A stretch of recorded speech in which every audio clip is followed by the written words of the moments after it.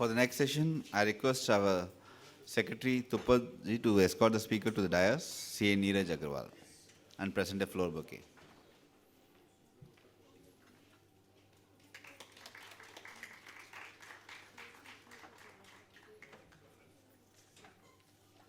It's my privilege to introduce the speaker, CA Neeraj Agarwal. He's a fellow chartered accountant with over 12 years of professional experience practicing under the name AAN and Associates, LLP, with offices in Kolkata and Bangalore. He's a registered valuer, certified valuers and analyst, CVA, and SEBI NISM certified social auditor. He holds degree in law and BCom, along with certificate in DAS issued by ICAI. He's been inducted as a special invitee to the ICAI SB board during the year 2023 and 24, and currently serves as the president of the Bangalore Valuers Association. He is actively involved in valuation, FEMA, social audit, corporate laws, and taxation advisory, and regularly conducts webinars and classes for valuation aspirants, particularly in microeconomics. His valuation experience spans over M&A, ESOPs, startups, intangibles, FEMA and income tax valuations, insolvency proceedings, Ind-AS valuations, and real estate joint valuations. He advises clients across sectors such as IT, ITES, healthcare, manufacturing, real estate, hospitality, travel and tourism, contractors and trading businesses. With this brief introduction, I introduce the speaker, CA Neeraj Agarwal, and hand over the session to him. Members can come front and occupy front rows.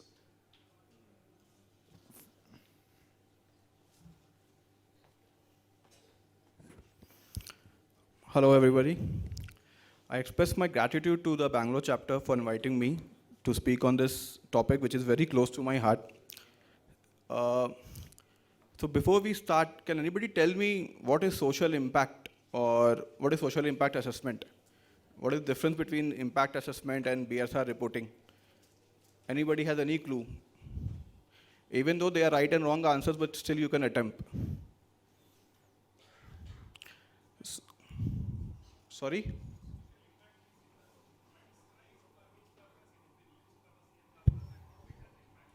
Okay.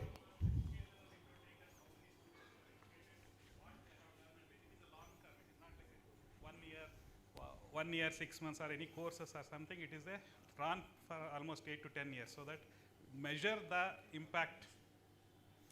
Sure. That is the exact. So you can all come in front also. I think it will be better for everybody to listen also, people who are sitting in the back. Don't worry, it won't be a very boring sessions. I won't bore you. You can come in front. Okay. So we'll start. Ma'am had covered some part of the social stock exchange. I'll give you a brief details. The social stock exchange, or SSE in India, was originated from the Union Budget speech July 5, 2019, when Finance Minister proposed an electronic fundraising platform under SEBI for social enterprises and voluntary organizations. SEBI formed a working group in September 2019, chaired by Ishaq Hussain, which released its report in June 2020, recommending SSE integration with NSE and BSE. SEBI approved the initial framework via amendment to ICDR, introducing Chapter 10A for SSE segment, ZCZP, instead for NPO. We will cover all this in details in the later slides. Now, before we really go into in-depth, what was the need for SSE in India? Why did we come out with a separate segment called SSE? And does a SSE also exist in any other country? Whether it has been successful in other countries? These are the few questions we all have to really ponder before we get involved in all those discussions. So I think primarily I was not in the working committee of the SSE, so I don't know what they were thinking. But what I think is that there were a lot of, in India we have a lot of NGOs, we have a lot of NPOs, still we see we have a lot of things to go ahead. There are a lot of shortfalls, a lot of gaps areas, and the government really wanted to channelize these NGOs into a structured format, so that whatever the funding and all, whichever is coming into the NGOs can be transparent. And that is from where this idea came about. So when I was studying for my social impact assessment exams in 2023, that time we have read that there were, I think, 4 or 5 countries maybe in which the social stock exchange were already there, and most of these exchanges did not really were successful. Maybe 1 or 2 countries in which it is actually successful, but it was a concept that was not really successful in other countries, but still the government thought that it is something which they can execute in India. Whether we can say that it's still a successful path or not, that is still questionable right now because it's very nascent right now.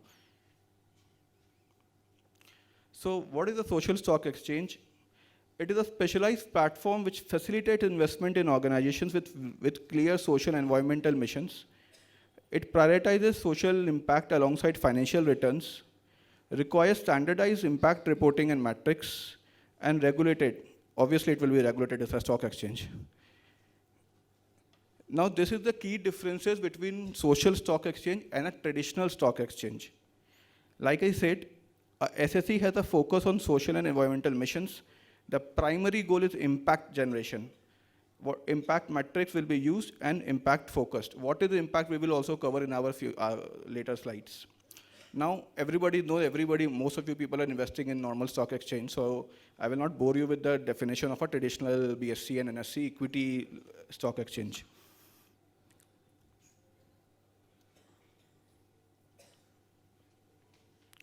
The key features of SSE is the organization with defined social and environmental missions, standardized metrics for social environmental performance, investor screening, accreditations of impact-aligned investors. Companies will invest in NGOs which have similar mission, bond impact funds. So I think ma'am had already covered what type of organizations can be listed or registered in a SSE. There are 2 basic categories, NPOs and FPs. NPOs we know, non-for-profit organization, great, they are or for the social commitments. But why have we considered for-profit enterprises? Why? If an entity wants to generate profit, how will it create social commitments or social impact? Why did the government add this FP? I don't understand. Can anybody answer? Again, there will be wrong answers, but that is fine.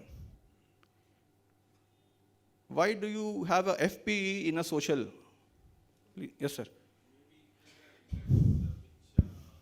for-profit organization which maybe if there's a business where for-profit organization is working on maintenance of a garden or maintenance of if you go to the highways, if there's a requirement to greenery of that infrastructure, greenery and all that, maybe that also can. But that can be done by an NPO also. I can also come out and say I will not earn any profit, only give you me the cost, and I will garden the entire Hosur Road highway because that is near to my home. Can be done, but if this is also added, this will create an employment and there's an interest and there's KPIs and there's, it will become competitive is what I feel. Okay.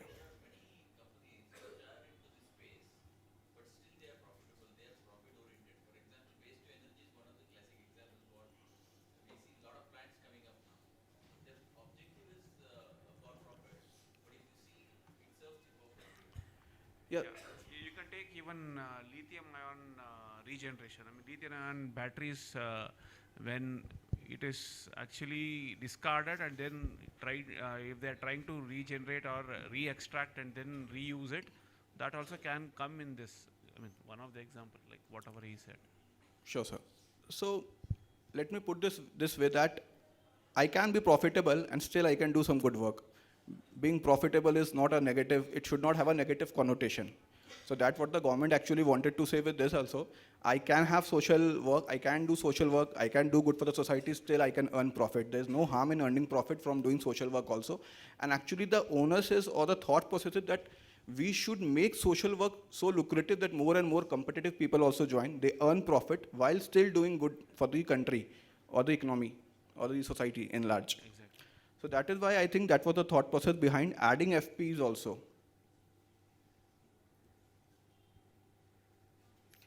Again, listing requirements. There has to be a clear social missions. I cannot be that, okay, my main objective is road construction, but I will also do some plantation beside the roads. No, my mission has to be gardening or making planting trees. That has to be social. Legal structure, there should be an appropriate legal structure of the entities. It should not be ambiguous who's the beneficial owner, who's the owner. That was one of the key areas why the social stock exchanges actually came in, because the government wanted transparency. Governance, robust governance with independent board oversight. So a lot of times we see that with smaller NGOs, you have a very clumsy or a very ambiguous type of legal structure or a corporate structure of the top management. But when you are going with this social stock exchanges, you are registering yourself, everything should be clear. There should be a clear hierarchy. The governance structure should be well defined so that it actually inculcates transparency in overall functioning of the NGO. Stakeholder engagement, again, it's very similar to what we do in normal companies also, that there has to be mechanism for meaningful stakeholder involvements. Impact measurement, standardized framework for measuring and reporting social environmental impact. So this will be covered in our later slides. Financial viability, demonstrated financial sustainability and credible business plans. Obviously, whatever you want to do, it has to be achievable in a sustainable way, and it should be on a long-term horizon. I cannot just say, okay, next 6 months I will plant 1,000 trees all across Bangalore. After 6 months, all of them will die, but I cannot do anything. I have planted the trees. This is not the way it will function. It has to be a long-term planning. Sorry? Yeah, please.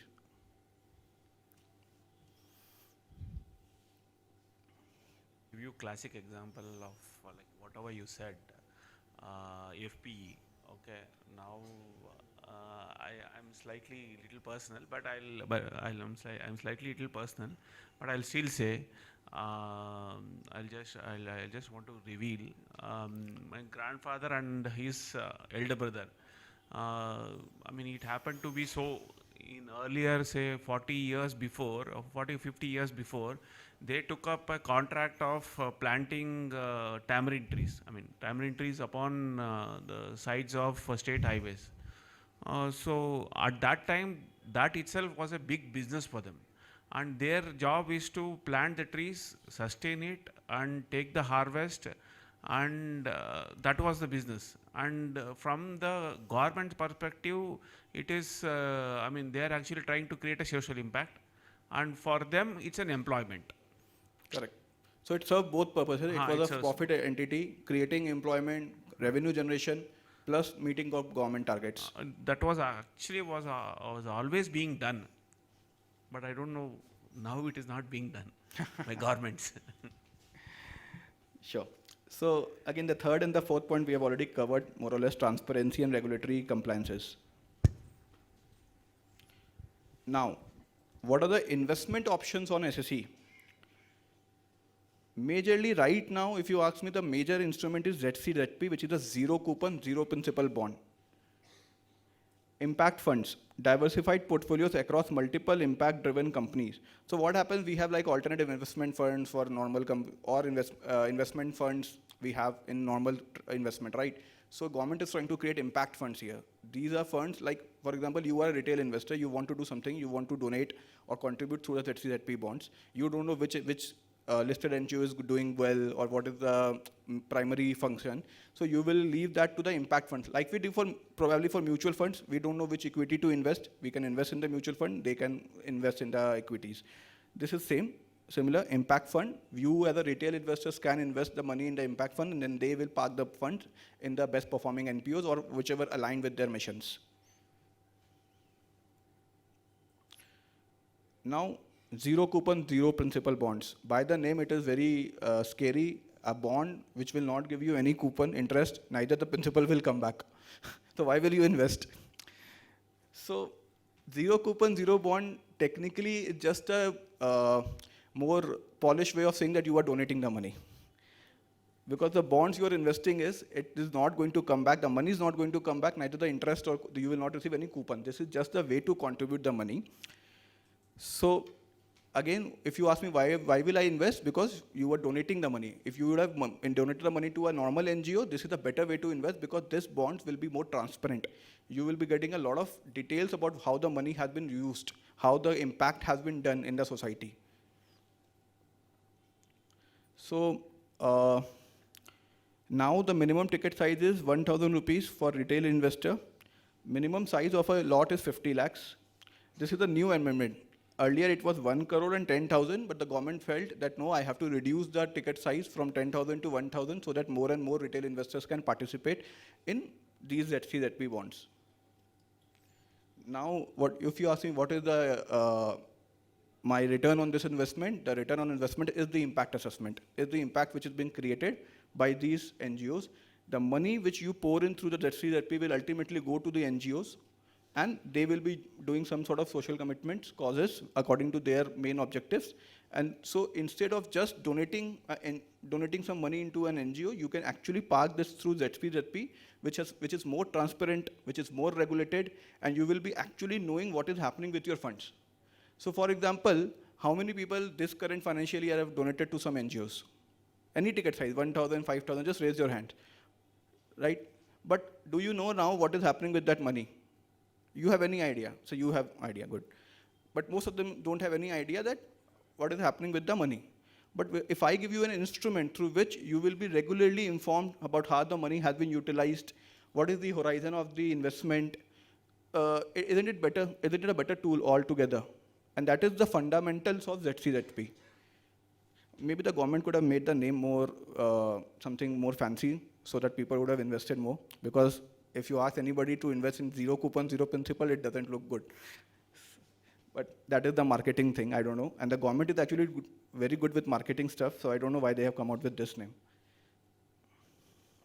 Now, what are impact funds? Impact funds invest exclusively in SEC eligible organizations and instruments like ZP bonds, social bonds, and equity stakes, targeting measurable and social environmental outcomes alongside financial returns. How they work in an SSE? Fund structure registered as category 1 or 2 AIFs on mutual fund under SEBI, listed on SEC platforms. Investment allocations, 80% to 100% in SSE instrument, diversified across sectors and geographies. So currently there's no restrictions on our impact fund in what type of NGOs or they want to invest. But the mission has to be there that they have to invest the money into a SSE registered NPO which has social goals. So like I said, investor access, this is now open to retail investors. Minimum investment is 1,000 rupees and open to institutional investors also. Now this is important, what is impact reporting? There are quarterly disclosures using the SAS frameworks metrics plus financial NAV performance. So all these impact funds, they have to do a quarterly reporting that whatever investment they have done. So for example, they have taken money from you. Now they have poured into 4 or 5 NGOs. What is the expected returns? Like what is the impact created by these NGOs in which the impact assessment has done? So the government wants a quarterly details, disclosures from their behalf, which will be listed in the SSE, and you as a stakeholder or an investor can easily access and view what the money is being utilized for.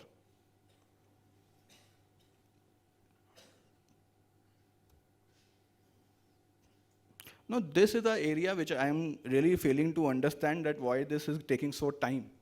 Yes, sir.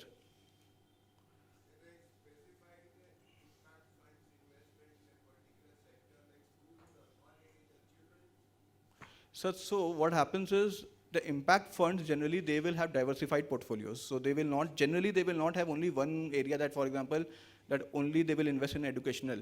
But the NPOs in which they are investing, those NPO will mostly have a clear one objective that maybe they are working into the educational sector, or they are working into the sanitary part, or greenery, education, and whatever.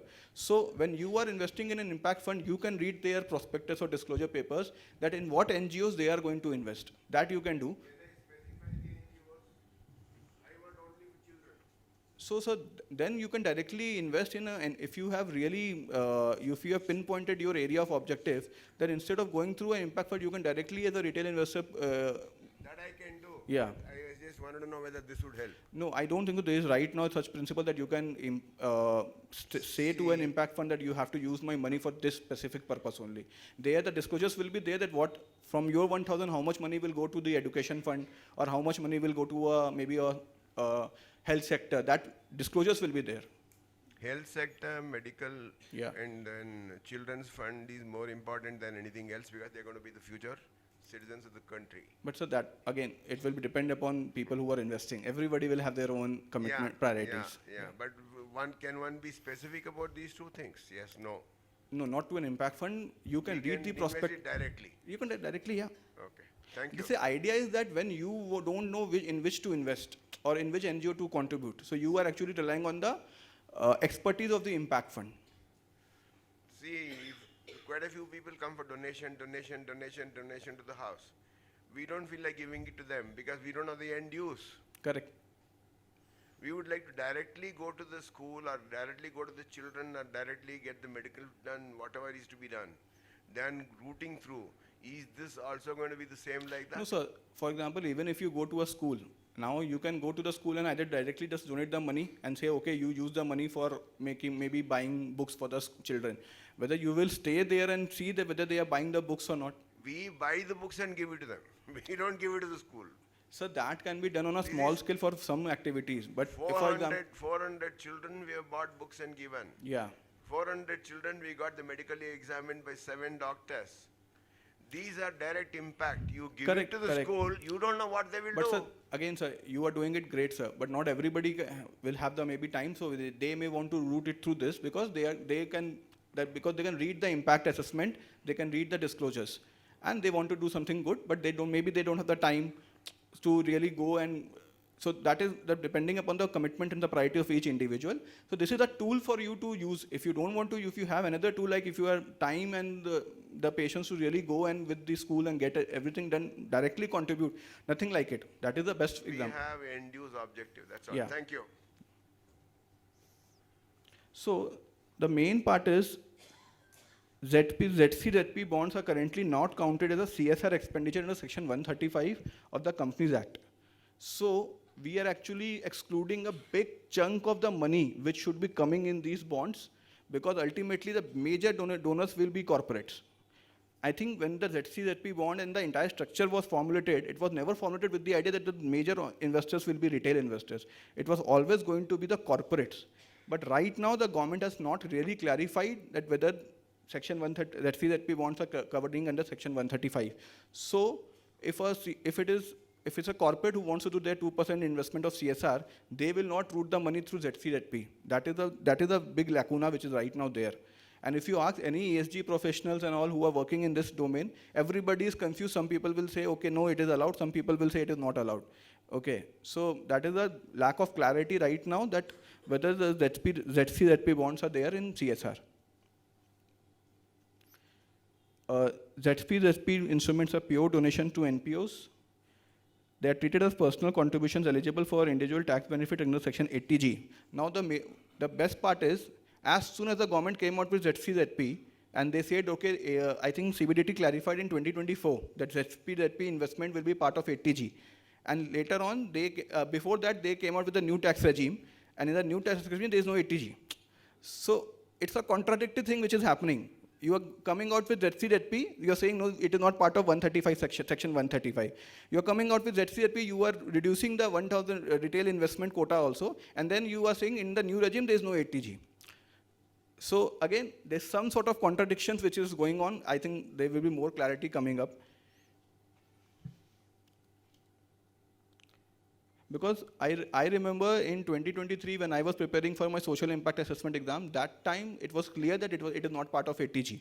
So CBDT actually came out with a notification that no, in 2024 that it is a part of, it can be treated. And just 1-2 years before that, it came out with a new tax regime. So they're opening everything. Now it is up to you.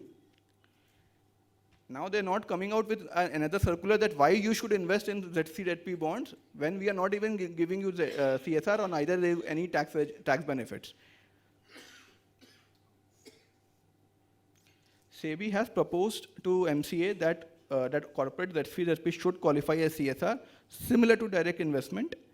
This will obviously channel 25,000 plus crore through this transparent SSE platform, and that was the real objective of this SSE platform.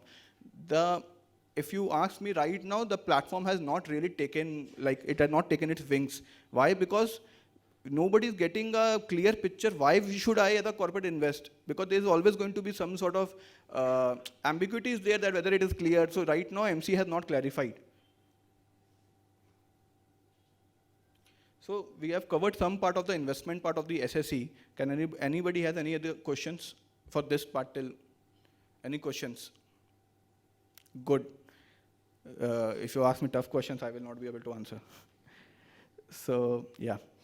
Now we move ahead to the second part, which is registrations of these NPOs. The NPO must meet specific eligibility criteria for SSE registrations under SEBI framework to gain platform visibility and fundraising eligibility.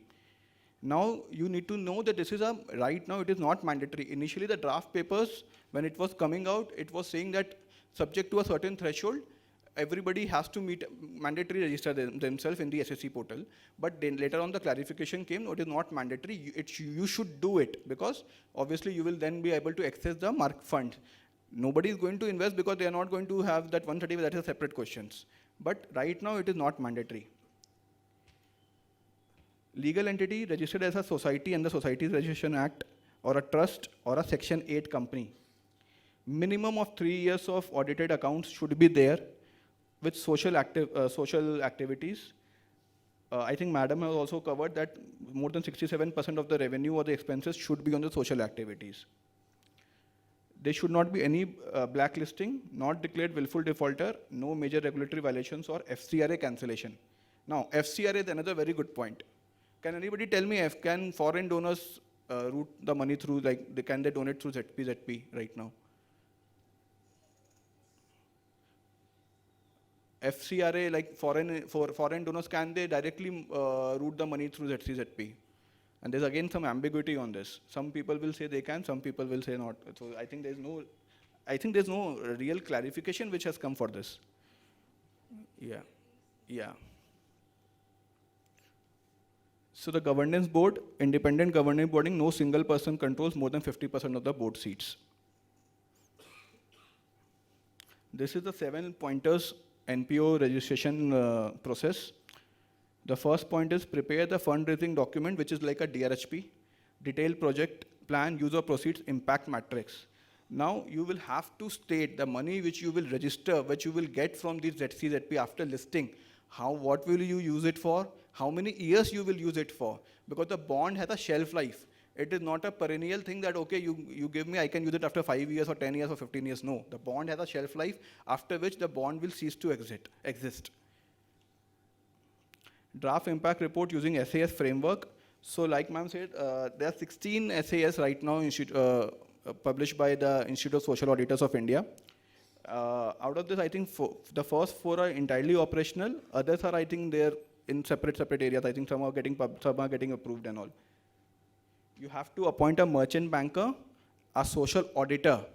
Now the word social auditor has been discarded and the new word has come at social impact assessor. You have to give the trustee details.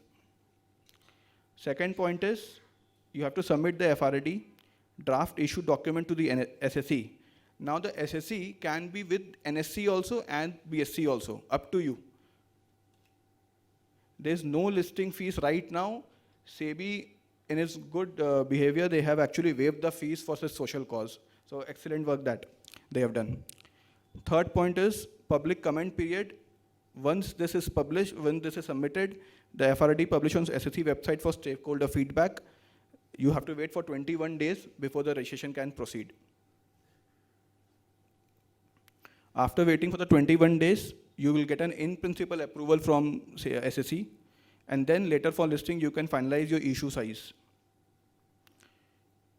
After the issue opening, minimum application like we have already covered. Marketing like road shows. When I say road shows, it is not actually that we will come out on the roads and start doing some shows. This is just a nomenclature. Webinars, digital campaigning. Oversubscription if it happens. Pro rata allotment just like we do in IPOs. And then final, the listing. Now I have covered what is the difference between a registration and a listing in SSE. So a NPO will go for registrations first, and then later on it can go for listing. It is not mandatory that every NGO which will register, they will also go for listing of their ZCZP. But then why will you go for registration if you don't want to go for money issuing, taking money? Okay. So once we say registration, then the NPO name will appear on the SSE registry. Basic compliance, like audited financials and all, 67%, which we have already discussed. There's a cost, very negligible cost of 5,000. It will take 15, 30 days of processing. And once you are registered, you cannot immediately start issuing, taking in funds. Because for funds, you have to go for listing of your Z3ZP.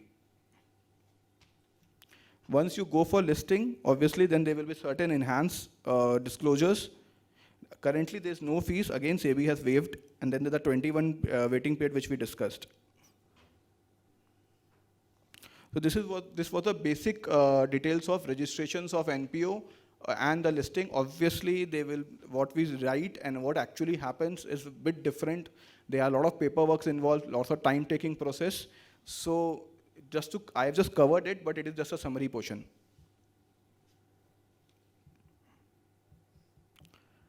Now we go to our next part, which is the registrations or the listing of FP for social profit entities or enterprises. These are corporate entities that operate with a social mission as its primary objective while also engaging in revenue generating activities. So I would like to ask anybody doing any audit or advisory of such companies which are profit entities but have a major objective as social commitments. Anybody? Not NPOs or Section 8 companies, actual profit making entities. So anybody, you just can raise your hand. So I think this says that the actual number is very limited for FPs actually with social commitment. Because see, that's a thought process also that if I want to do social things, I will register a Section 8 company or a society or a trust. Why will I incorporate a for-profit entity? So these entities are distinct from NPO, which primarily aim for social good without any profit. FPs are expected to prioritize social impact alongside financial performance, meaning their profits are secondary to measurable societal outcomes. And I think this is also because we feel that social causes should not have profits. That's a thought process or something which is there inside our head. But if you go to European nations or if you go to America and all, there are a lot of, you'll find few entities which are earning profit but also doing good for the society. So that mindset, I think, have to change with more educational program by the government. So FPs follow a different path than NPO to participate in India's SSE. There's no technically registrations for SSE. They can go for a main board listing with or SME or Innovators Growth Platform. You have to check the eligibility of these companies with regulation number 292E of ICDR. Basically, it is that the company has to be registered as under Companies Act, not a Section 8 company, because if it's a Section 8 company, then it goes to and becomes an NPO. It's not a FPE. There has to be a social intent proof that, okay, out of the overall revenue which is generating, 60-70% is being utilized for the social causes. Now, can anybody tell me, I'm a FP, I'm paying my directors 1 lakh rupees per month for director remuneration because he's the main executive director. Whether it will be covered in this 67 or not? Anybody? I also don't know the answer, so that is why I'm asking. Yes, sir? It should be covered. Take a guess, it's just a yes or no answer. There's like, it's not a 5 mark, we will not fail. So it should be covered. Yeah. So technically, if it's an executive director, then it should be covered.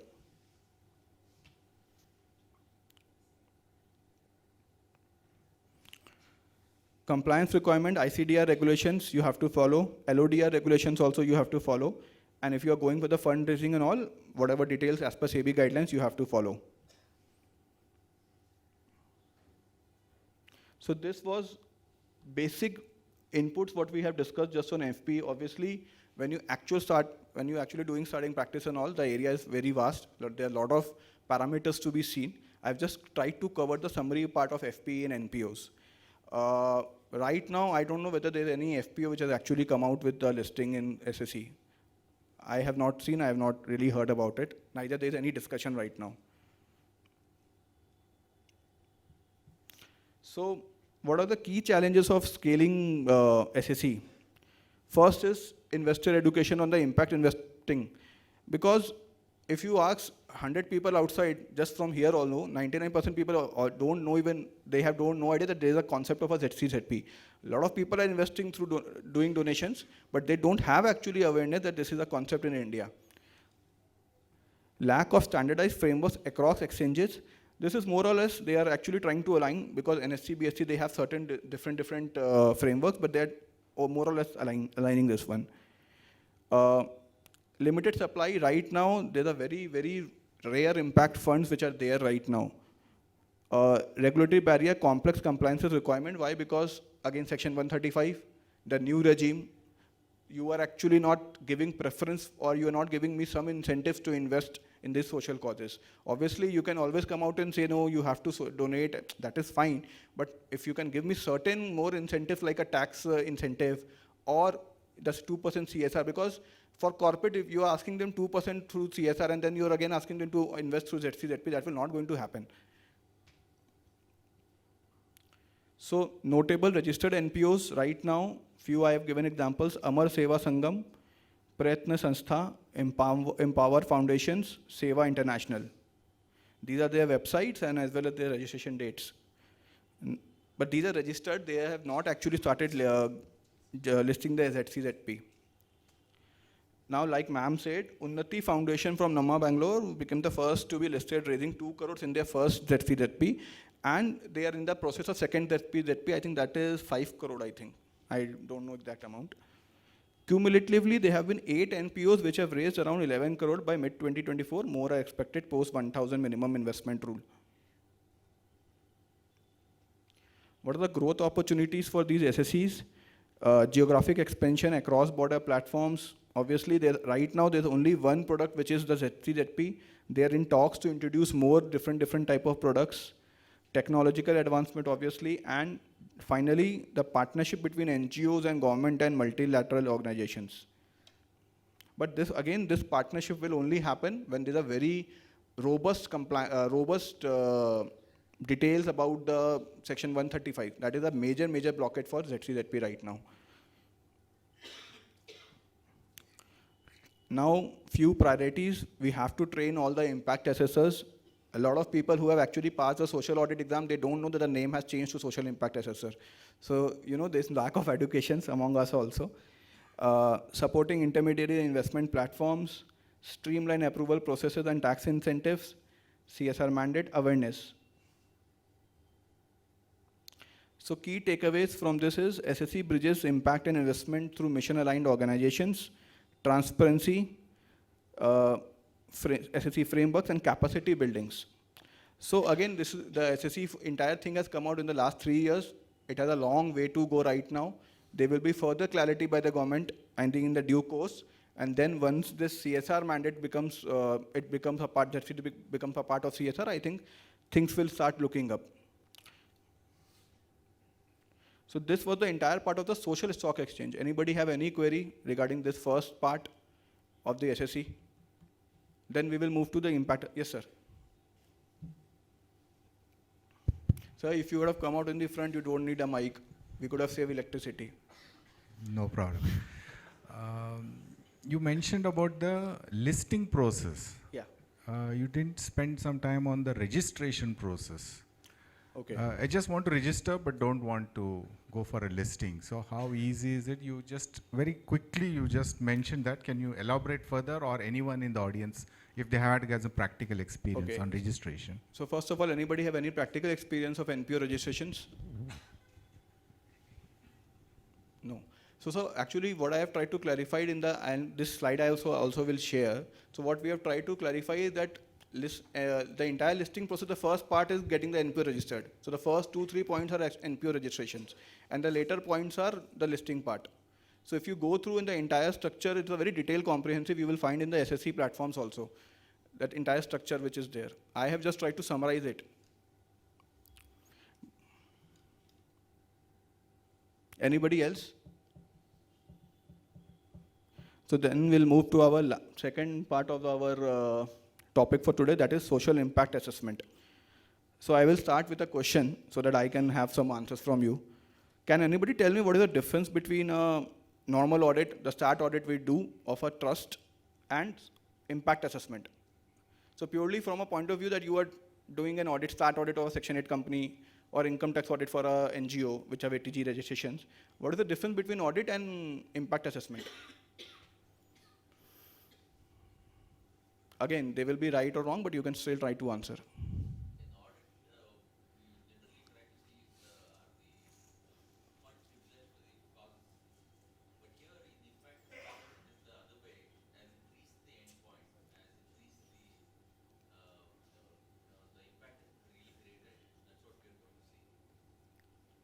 So you're saying that impact assessment means that whether impact has been done? Okay. So I'll give you an example. If you are doing an audit of a Section 8 company or a trust, you will go to the client office. If you or your trainee are doing the expenses audit and all, it's the expense of 10,000 rupees, and if you have the invoice for that 10,000 saying that, okay, we have bought the books for children, your audit part is over. You got the invoice, there's a bank payment, tick, tick, done. That part is your audit. But what is the impact of that book? Whether that book was required for that by those children. If I buy 10,000 worth of books for class 8 student but I don't have a class 8 right now, or I'm mostly into class 5 or 4, or then there's no impact for me. Or I have bought the books, but I don't have many students. What is the impact there? So impact means going one step further than your normal audit. Audit is mostly into financial nature. Impact actually creates the social qualitative impact. So systematic evaluation of an organization's social and environmental outcomes. When I talk about the quantitative metrics of a social impact assessment, it means the number of beneficiaries, the outcomes, the cost per impact. When I talk about qualitative metrics, I speak about the quality of life improvements, community feedback, and then finally there will be transparency. When you do a proper social impact for any entity, obviously the end result will be transparency. Now these are the points we just discussed. What are the difference between audit and impact assessment? Social impact, societal effects, and triple bottom line. Financial statement audit is financial data. Perspective, external stakeholders, forward looking. Financial audit is internal record historical. So when you are doing an impact assessment, you are actually looking forward. You want to see, for example, if I have contributed in planting of five trees in my area, these trees are not going to be generated immediately, like, okay, so it's a long horizon thing. So you are forward looking for that. But internal, when you are doing an audit, okay, I paid for 5 seats. So I have the entry, my work is done. Matrix is social performance, non-financials, obviously. Quantitative, in financials, you have quantitative financial indicators. Methods is stakeholder engagement, but it is varied. So depending upon the type of organization you are doing impact assessment for, there's no tailor-made SOP here. You have to really do variety type of impact assessment, because the type of questions you are going to ask from an educational institutions, you cannot ask from a healthcare institutions, maybe. So we were talking about this, we have, in our previous slide we have covered, we were saying that there are social audit standards. What are these? So ICI through its 100% subsidiary ISAI has come out with 16 social audit standards. I've covered the first 4 here, which is SAS 100, eradicating hunger, poverty, malnutrition. Second is healthcare, mental health, sanitations. Third is education, employability and livelihood. And fourth is gender equality and empowerment of women, LGBT communities. These 4 are mostly generic, like this will be applicable to mostly all type of social entities. Now, as you move towards the next 500, 600, 700 SAS, they will become more specific. So there are 16 SAS in total, each having distinct coverage in different phases of implementation. So when you start with the social impact assessment, what is the first thing you will do? You will start with the data collection process. Primary data from your program participants, secondary data on household impact. So I'll tell you, and this is a real example, when you're doing a social impact assessment, what I have seen is primary, so for example in audit, you will always, the first primary information or source of information is the most authentic for you. But sometimes in impact assessment, that is not authentic. Why? Because participants of that actual program will not come out with actual answers if you're talking very sensitive areas. So then the secondary data, talking to their peers, that has a more authenticity in respect of the primary data. This is a very different thing which you will see in impact assessment, which is not there in audit. Government and institutions, validations of the program and funding. Obviously, most of the NGOs have some fundings and programs which they are impaneled with. So how they are using that empanelment or how they are funding, what is the government's stake in that NGO? And finally, you will have to design your survey, in-house or externalized specialized agency. Why? Because, see, you are a social impact assessor. I cannot expect you to have 100% knowledge about the entire thing, because NGO is covering a lot of things, from children education, maybe providing the free meal. You will not have the 100% expertise of covering each thing. You will, whenever you are doing a social impact assessment, most of the time you will have to hire some, maybe taken with you some expert of that specific area. So you have to see whether your NGO or the social entities you are doing the impact assessment, whether you require an expert.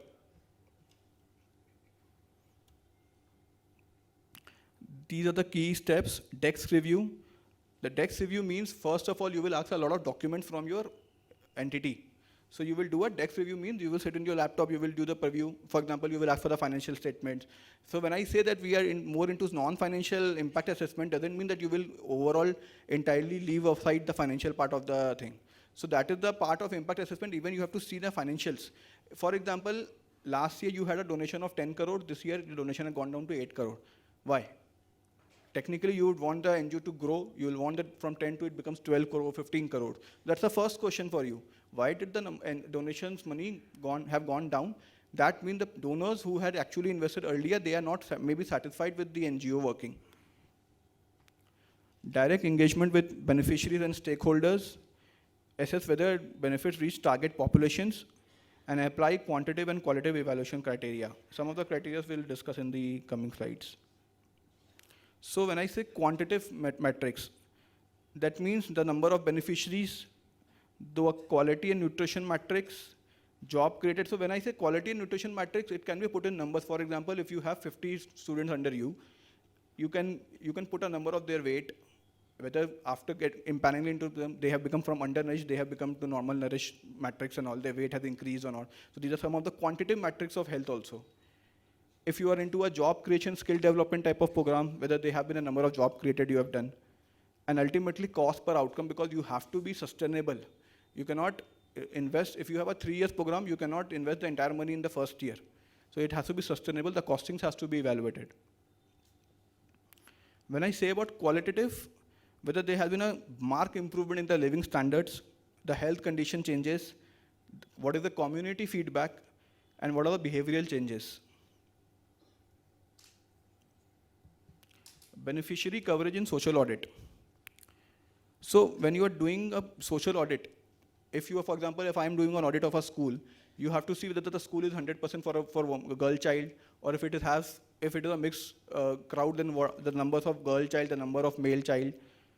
Coverage of marginalized group, and this is a very sensitive topics. Like when you are doing, especially in a very rural area, you have to see, because a lot of time if they open a school and all, sometimes the people from very, very lower tier of the society, strata of the society, they are not allowed to be impaneled in those schools. So you have to see that why, if there are 100 students in the school, out of that, how many are from the very marginalized strata of the society? Again, inclusion of women, men, persons with disabilities. Vulnerability assessment for equitable benefit distribution. Now, these are the real challenges in social impact. Incomplete questionnaire responses and missing data. This is a very, very common thing. Whenever you are issuing surveys or questionnaires to the actual participant, most of the time you will not get 100% feedback. Difficulty reaching participants who have moved on. This is again, you are doing an impact assessment for a last year, and also moving forward, you will not get a lot of people already dropped out. You're not able to reach out to them, whether they were actually happy with the working of the NGO or not. Acceptance and identifications issues in communities, different communities. We have this issue that if a school is in one area, only one community will be accepted. Maybe they will not accept from different communities. So this type of inclusion questionnaires also you have to see. And varying survey quality and documentation. Again, because it's a very variety, there's a lot of variety. even if you're relying upon some expert advice or in the previous year documentations also, the entire SOP will be different, maybe different, so you cannot have 100% documentations also. So this was the part of the social impact assessment, and I have actually added one audit case which we did actually last year as a case study. So we move to the last part of this our topic. Anybody has any question for this one, impact assessment?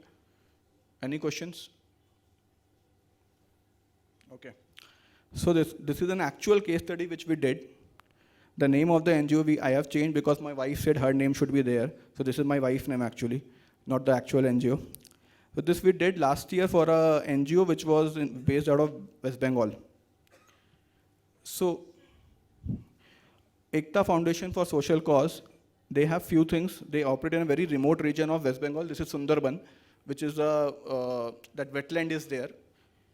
The main mission was improve well-being of under-reserved communities, sustainable livelihood and social development, secure funding for vital initiatives. So anybody who has actual idea about Sundarbans in West Bengal, like what is the key issues there? Sundarban is one of the largest wetland of India. It has a major tiger population is there only. Okay. So they have a lot of issues there. It's a very, very improvised area. There are a lot of man and animal fight which keeps on happening because a lot of time the tigers are attacking the villages, they're entering the villages. Plus, even though it's a wetland, there's electricity issues there, lack of clean drinking water, a big issue, and ultimately there's the lack of jobs. So apart from actually settling into a village life and being connected with that wetland, something for the tiger reserve and all, there's no other job opportunity. So these were the key areas of Sundarban. So their three core area program was safe drinking water, vocational training, and girls' schools. So this NGO, in its premise, it was running majorly three, so it was actually doing something for the improving the drinking conditions of the locality. Then it was providing vocational training or skill development training to the area people so that they can do something apart from being connected to the tiger reserve. And finally, they ran a school for girl education, especially. Now, when we started with our audit process, foundation and planning. So we read about the organization background and a social mission, commitment to fostering positive changes, and focus on uplifting under-reserved communities. Then secondly, after reading through the entire website and other documents of the entity, we actually made a financial review. Like I told you, the first thing is the financial review. You have to see at least 3 years of financial data when you are doing a social impact assessment. We made the financial details estimated budget. Why is the budget so important? If an organization says I don't have a budget, then it is not sustainable. You cannot have, because see, ultimately it is not the NGO's money. You're taking money from different contributor donors. You have to have a budget, how you're utilizing it. Now this is again why the government actually want these NGOs to register with NPOs, as NPOs in SSE, because when you register, you will become more transparent. Historical financial data review and current year budget assessment. So what we did was, in that area, we asked them actually what is the population statistics of male and females. Health metrics. Mostly we covered the children till 14 years of age, that how many children they have done any sort of assessment of their undernutrition, and it's a very improvised area. A lot of children were very undernourished. So the percentage was actually very high. And finally, what are the employment and educational levels? So what we found that in terms of employment, apart from doing farming, fishing, and something related to the tiger reserve, there was no other activity which they were mostly doing. So they were either attached with some sort of tourist thing with the tiger reserve, or they were fishing, or they were in the agriculture. Agriculture also was very, mostly for internal consumptions. It's a wetland, so it is not a very high productive area.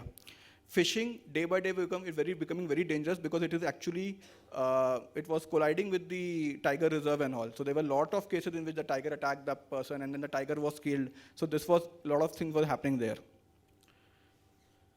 And we actually went for 2 days there for doing the entire thing, and otherwise it was mostly on calls. Then finally, a comprehensive survey details beneficiary responses and testimonial. Now again, these areas, they have a lot of issues with getting the data from testimonials from the beneficiaries.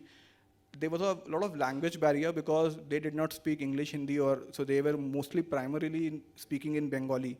And they could write only in Bengali. There were a lot of illiteracy, so a lot of people were not able to write also. So then we have to just do a yes and no. So these are some challenges which you will face when you are doing social impact assessment. Now we tried to conduct certain personal interviews, but to be honest, that was very limited, very, very limited. Our objective was survey objectives and methodology, design effective and challenges.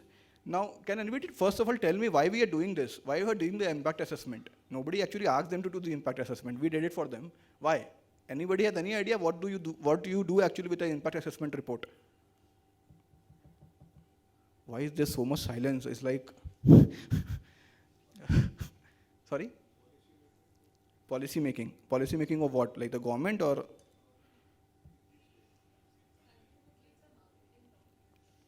Okay.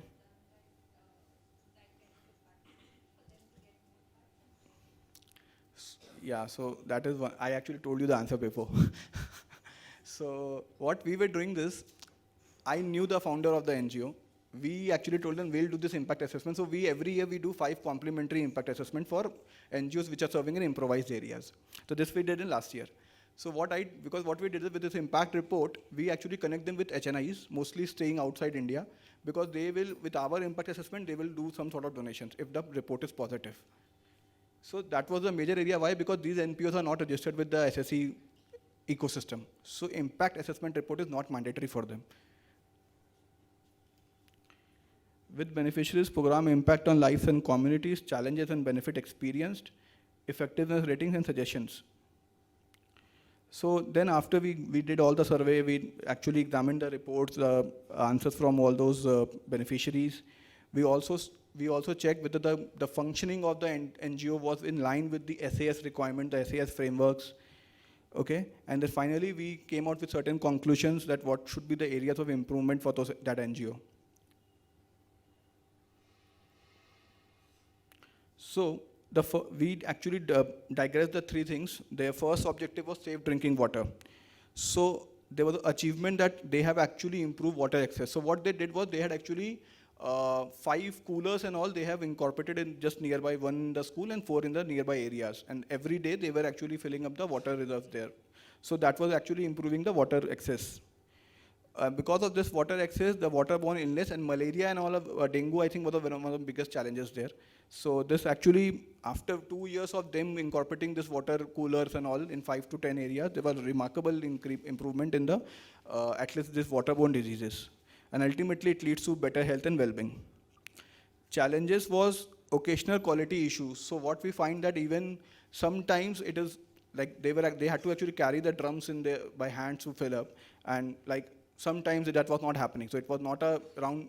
So when you want to be consistent, you want the person to be dependent on that source so that he doesn't go to the area with contaminated water. But if you, for example, if you only fill it for 2 days or it is not very consistent, then I cannot depend on that source. So that was one of the challenges. There was obviously monitoring gap because the founder was also challenged. He did not have many people who were actually monitoring how the entire thing was happening. And then again, we felt that there were sustainability concerns, that we felt that it was not going to be a long-term, the way they were functioning, it may not be if they don't get funding, they will not be able to sustain it. The second was the vocational skill trainings. So what they were doing was that they were training the women, if I remember right, in some sort of preparing that, not net, that they carry for grains and all, some box type, yeah. So they were training that. So that way, and then they were selling those in the nearby cities. I know that is one of the vocational things they were doing. But again, the training quality was varying. Why? Because they did not have any proper teachers. So it was all one person they had taught, and then that he did not come, or he went to the city. So then it was not a year-round consistent. Again, the key emphasis is there was not a consistency here.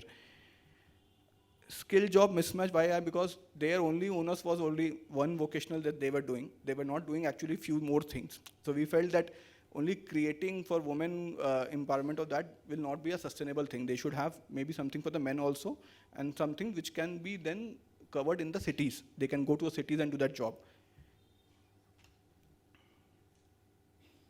And this third point is a big challenge, job placement. Again, I can give you the training, but I cannot create a job for you in an area where there is no job.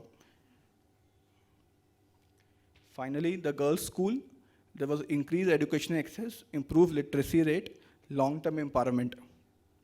Suboptimal enrollment, this was a big, big issue because it was very difficult to get the girls to join the schools. Education quality maintenance, because apart from the founder, I did not find the other teachers who were there to be really, really qualified. But again, from my point of view, it was 100%, the entire thing was being done in Bengali. So we were also actually not able to really understand what was really they were trying to impart. So that was a challenge from our side also. And socio-economic barriers, yeah. So this was our overall impact assessment report. Genuine commitment, we found the founder was actually committed to the cause because he was a local person there. There was a clear operational and financial management. We did not find any financial mismanagement with the money. No evidence of malpractice. And there was key demonstrated social outcome across all the 3 objectives. Now, few of the key challenges we identified were difficulty accessing all program participants. We did not, in actual, we found only 10% of the overall feedback of the overall beneficiaries, which we tried to reach out. Limited measurable data on malnutrition reduction. They were actually very, very less in key terms. Apart, they were doing the weight assessment. They were checking the height and the weight, but apart from that, there was no other assessment. But it was also due to the fact that there was no proper doctors in that area. Data collection issues, incomplete responses and non-responses challenge, and sustainability concern. We found that the program is not viable if we don't get a good HNI or a proper funding. This was our summary of it was a 4 or 5 page recommendation. This was the summary. Improve processes for accuracy and beneficiary feedback. That because we thought that if they don't start actually putting up a procedure to get the beneficiaries' feedback, they will not be able to attract investors because the first thing which you want to read as an investor or a donor is that whether there was impact. So it is from the donors or the beneficiaries of that program. Implement systematic tracking of impact metrics. And this, we provided them some key ratios for that. Tackle cultural and socio-economic obstacles. So the third point is that you want to tackle the cultural and socio-economic because there were a lot of caste issues and all which was there in that area. Also religion divide was there. So we felt that, okay, with the education program, it can be tackled, but it has to be covered in a more sustainable way. And finally, the program has to be developed in such a sustainable way that it doesn't obviously only depend on external financing because external financing is very variable. So you need to develop something through which you can have some sort of income from your side also to make it like a sustainable organization. And this was our recommendation to the HNIs that with continuous monitoring, enhanced data collections and accounting frameworks, the NGO can be given fund. So this was our last conclusion that Ekta Foundation demonstrates genuine commitment to its social mission with transparent operations and commendable efforts across all the 3 programs. While challenges exist, the organization's proactive engagement with communities and adherence to SAS standards position it as a credible partner for sustainable social development. With focused improvements in impact measurement and data collection, the NGO can significantly enhance its funding prospects and social outcomes. Yeah, so this was our entire conclusion for this case study.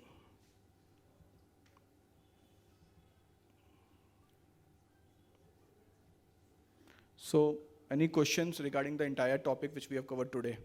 Anything, only those which I can actually answer. I think I have really given you some food for thought.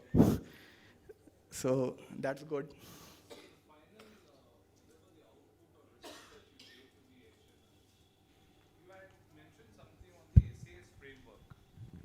So this SAS framework, is it mandated by SEBI or SRO? What is it like? No, so social audit standards, these actually have been recommendations by our institute. Correct. They are 16.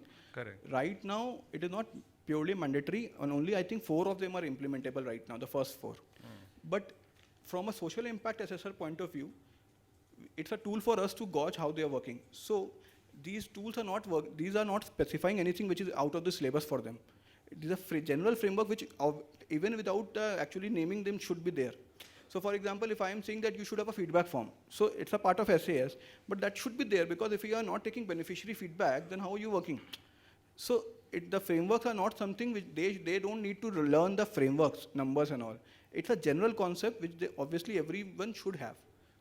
No, but the follow-up question is, these standards, whatever has been issued, this is a Institute of Social Auditors of India promoted by ICAI. Correct. But we do have other regulators like ICMI and ICSI, whether they will also follow these standards. So I was actually talking to the ICMI ISRO chairman also a few days ago. So right now they are not following this. So because this is purely from ICAI, ISAI. I don't know what they are following, to be honest. But again, the topics covered are generic. So they don't need to put a number to it. Because I am linked with ICI, so I will follow, my impact report, I will put these numbers. SAS 100, SAS, but they are not mandated. So I think either they are following some global practice, but that is some ICMI SRO person will be in a better position to tell you. Yeah, because our institute has also come up, not on the social audit, the other one, especially on the forensic investigation standards. That is the global practice. I mean, other bodies are also following. Even valuation. So I do a lot of valuation. So ICI has its own valuation standards, but other institutes don't follow that. So what they follow is the international valuation standards. Okay. So yeah. But this is recommendatory for us as members. If you are a link with ICI, so what happens is, after you pass the social impact assessment exam, you have to register yourself with any of the institute. The 3 SROs, ICMI, ICI, ISAI. Earlier when the social impact entire thing came up, SEBI has only mentioned ICI. Later on, ICMI and ICSI also made an application that we also should be included. So they were also given the, I think, approval last year or last to last year. So now you can register with any. Now the issue is, ICSI is, as per my knowledge, is not doing anything in this regard. ICMI, they are doing something, and they have actually also taking eligible application to open a SRE, which is the social responsibility entities, which right now in India there are, I think, only 4 or 5, and all are registered with ICMI. There's nobody with ICI right now, which I know. So that because ICI is taking a lot of time, we are checking and data processing. ICMI is giving it like instantly. So yeah, so it's a different. You can register in any of the 3 SROs up to you after passing the exams, and accordingly, whatever inputs they are following, you have to follow that. That is the rule right now. And it's a 3 years. After 3 years, I think you have to go for revalidation. Correct. So my exams are also coming again, so I have to do. Earlier it wasn't there. In the new amendment, this has come in with the revalidation of every 3 years you have got to write the exams. Paper, initial which came back, it said any person who has a 3 years experience in doing social audit. So people are, the term itself is coming for the first time. So how will I have experience of 3 years, right? Yes. So then there were a lot of people who said, okay, if you are an auditor of an NGO, that will be counted as the, then later on they said, okay, that will be counted if you are doing the NGO audit, and then every 3 years you have to go for a revalidation. Now there was some lack of clarity. What do you mean by revalidation? Whether you have to put up exams. So see, everybody passed from 2023. Yes. I passed in March 20. The exam started in February 23. I passed in March 23. Preeti ma'am was the first. I am the 22nd. Okay. So everybody now revalidation will start from 2026. Whether I will pass or not, let's see. Thank you. So yeah, I think I've covered if there's no more questions.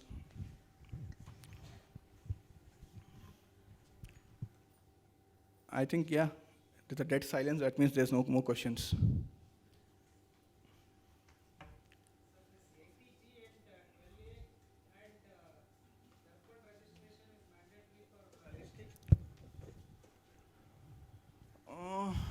ATG registration by NGO, I don't think so. Is it mandatory? But I have not seen any NGO which is not ATG registered going for NPO, because that is the first thing they do.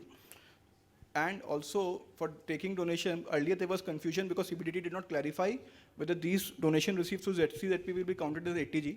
Now they have clarified that it will be counted as ATG donation. So now everybody will do it. But if you read the SEBI papers, I have not seen anywhere it is written that it has to be registered with ATG of income tax. Yeah, thank you everyone.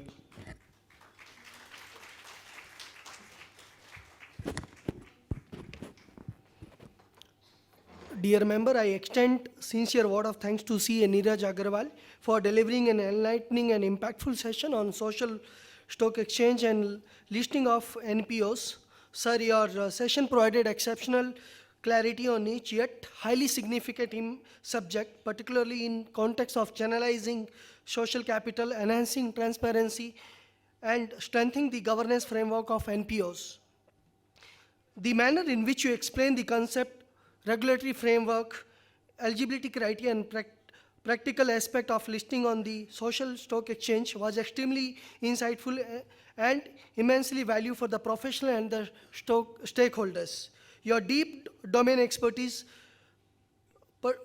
practical insights, and clear articulation have greatly enriched and the participant understanding and opened a new perspective for evolving role of chartered accountant in this social impact ecosystem. We are truly grateful to you for sharing your valuable time and sharing your knowledge with us. Your contribution has added immense value to the program.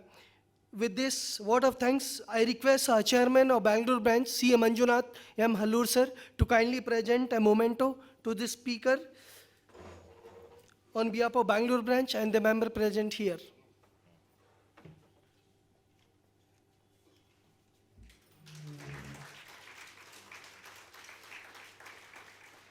Thank you, Chairman sir. Thank you, Neeraj Agarwal sir.